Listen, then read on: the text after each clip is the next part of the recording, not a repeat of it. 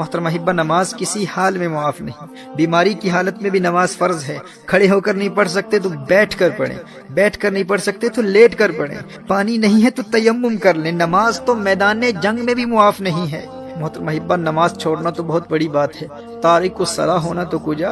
ہمارے اسلاف تو اس تصور سے بھی ڈرتے تھے کہ کہیں نماز میں سستی کرنے والوں میں ان کا نام نہ لکھا جائے، یا نماز ضائع کرنے والوں میں ان کا شمار نہ ہو جائے۔ حضرت عبداللہ ابن عباس رضی اللہ تعالی عنہما کی آنکھ میں پانی اتر آیا۔ لوگوں نے عرض کیا کہ اس کا علاج تو ہو سکتا ہے لیکن چند نمازیں قضا ہو جائیں۔ آپ نے فرمایا یہ نہیں ہو سکتا۔ میں نے نبی کریم صلی اللہ علیہ وآلہ وسلم سے سنا ہے کہ جو شخص نماز نہ پڑھے وہ اللہ جل وعلا کے یہاں ایسی حالت میں حاضر ہوگا کہ اللہ جل وعلا اس سے ناراض ہوگا۔ اللہ اکبر!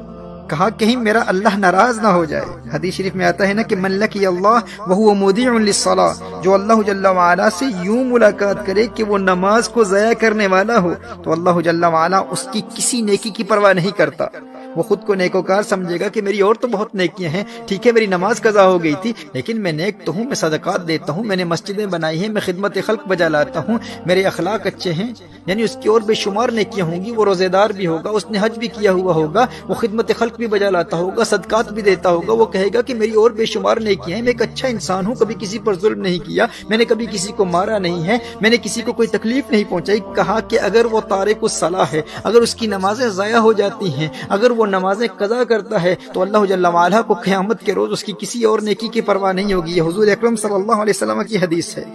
اور ایک حدیث شریف میں آتا ہے من ترک الصلاۃ لقی اللہ وہو علیہ غضبان۔ اللہ اکبر! کہا کہ جس نے نماز ترک کی قیامت کے روز وہ اللہ جل وعلا سے اس حال میں ملے گا کہ اللہ اس سے ناراض ہوگا اور اس سے اللہ کے غضب کا سامنا کرنا پڑے گا۔ محترم احبہ، نبی کریم صلی اللہ علیہ وآلہ وسلم نے ارشاد فرمایا کہ قیامت کے روز بندے سے سب سے پہلے اس کی نماز کے متعلق سوال ہوگا۔ اس سے پوچھا جائے گا نماز پڑھتا تھا کہ نہیں۔ اور ایک روایت میں ہے کہ وہ قیامت کے دن اس طرح آئے گا کہ اس کے چہرے پر 3 سطروں میں لکھا ہوگا۔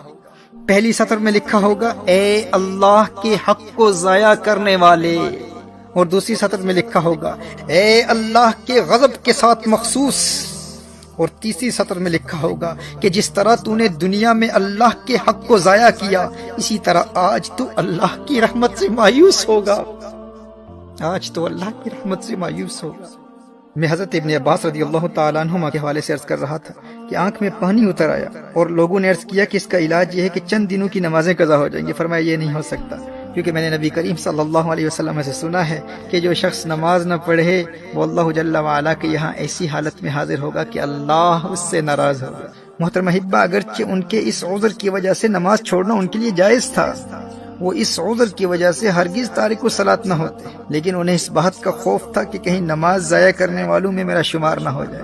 اور ایک روایت میں تو آیا ہے کہ انہیں کہا گیا کہ آپ کی نمازیں قضا نہیں ہوں گی، بس 5 دن زمین کے بجائے بلند لکڑی پر سجدہ کرنا ہوگا، یعنی زمین پر سجدہ نہیں کر پائیں گے، سجدہ کریں گے لیکن بلند لکڑی پر سجدہ کرنا ہوگا۔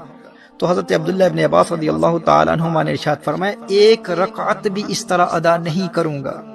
میرے دوست، جسے سجدے کی لذت مل جائے وہ کہتا ہے کہ بھائی بینائی جاتی ہے تو جاتی رہے، لیکن ایک سجدے کی لذت سے جو روشنی اور بینائی دل کی آنکھ کو ملتی ہے اس کا مقابلہ و موازنہ ماتھے کی آنکھ کی روشنی سے کہاں کیا جا سکتا ہے۔ وہ ایک سجدہ جسے تو گراں سمجھتا ہے 1000 سجدوں سے دیتا ہے آدمی کو نجات، وہ سجدہ روح زمیں جس سے کانپ جاتی تھی اسی کو آج ترستے ہیں ممبر و محراب۔ ویسے تو مسجدوں میں ہزاروں سجدے کرنے والے ہوتے ہیں، لیکن جس سجدے کو آج ممبر و محراب ترستے ہیں وہ سجدہ کون سا ہے؟ یہ وہ سجدہ ہے جو اس قدر انہماک قلب اور حضوری قلب سے ادا کیا جاتا ہے کہ بندے میں ایسی انقلابی روح پیدا کر دیتا ہے کہ بندہ در در کی ٹھوکریں کھانے سے ہمیشہ ہمیشہ کے لیے آزاد ہو جاتا ہے۔ در در دیے در در نالوں در بن جا ایک دردا، چول کتا کیوں خویندہ ہیں در بن وقتاں وردہ۔ جب وہ ایک در کا در بن جاتا ہے پھر اللہ جل وعلا اسے در در کی در در سے ہمیشہ ہمیشہ کے لیے آزاد کر دیتا ہے۔ جب وہ اللہ کی بارگاہ کا منگتا بن جاتا ہے پھر کسی اور کی بارگاہ میں جولی پھیلانے کی حاجت کبھی پیش نہیں آتی۔ در در دیے